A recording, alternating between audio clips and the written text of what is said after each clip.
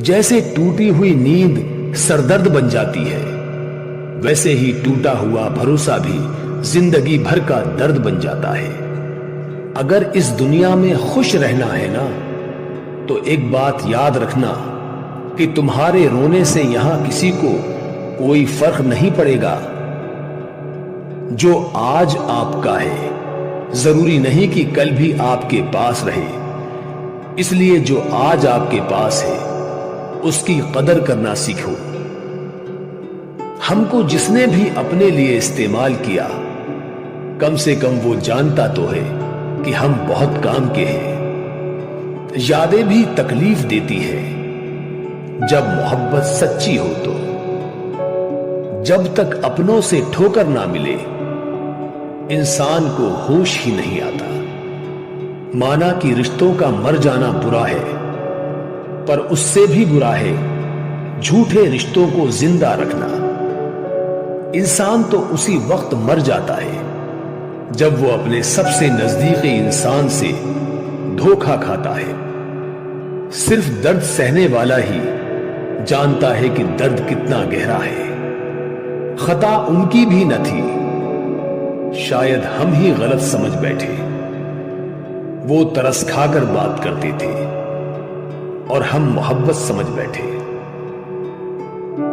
جیسے جیسے عمر بڑھنے لگتی ہے ویسے ویسے ہی آپ کو یہ احساس بھی ہونے لگتا ہے کہ آپ نے اپنی زندگی میں ان لوگوں کو ویرتھ ہی مہتو دیا جن کا آپ کے جیون میں کوئی یوگدان نہیں تھا۔ زخم وہی ہے جو چھپا لیا جائے، جو دکھا دیا جائے اسے تماشا کہتے ہیں۔ وقت ایک جیسا نہیں رہتا صاحب، انہیں بھی رونا پڑتا ہے جو دوسروں کو رلاتے ہیں۔ انسان خود کی غلطی پر اچھا وکیل بن جاتا ہے اور دوسروں کی غلطی پر سیدھا جج بن جاتا ہے۔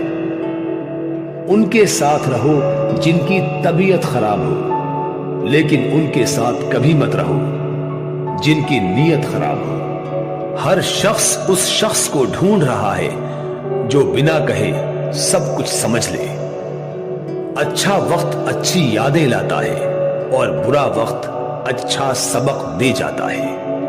لوگ بناوٹ کے دیوانے ہیں اور ہم سادگی لیے بیٹھے ہیں۔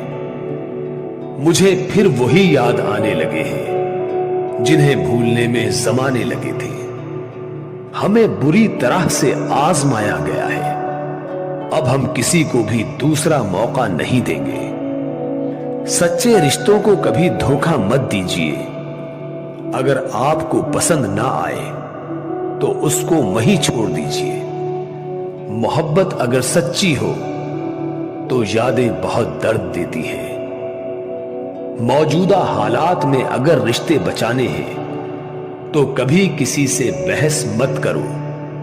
اگر کوئی کہے کہ ہاتھی اڑتا ہے تو اس کو بتاؤ کہ آج ہمارے گھر کی تار پر ہی بیٹھا تھا۔ ویسے تو دل بہت بڑا ہے میرا، پر ہر کسی کی اوقات نہیں وہاں رہنے کی۔ مجھے انتظار ہے زندگی کے آخری پنے کا۔ سنا ہے کہ آخر میں سب ٹھیک ہو جاتا ہے۔ سمے سے زیادہ صرف انہی رشتوں کی قدر کرو جنہوں نے سمے پر آپ کا ساتھ دیا تھا۔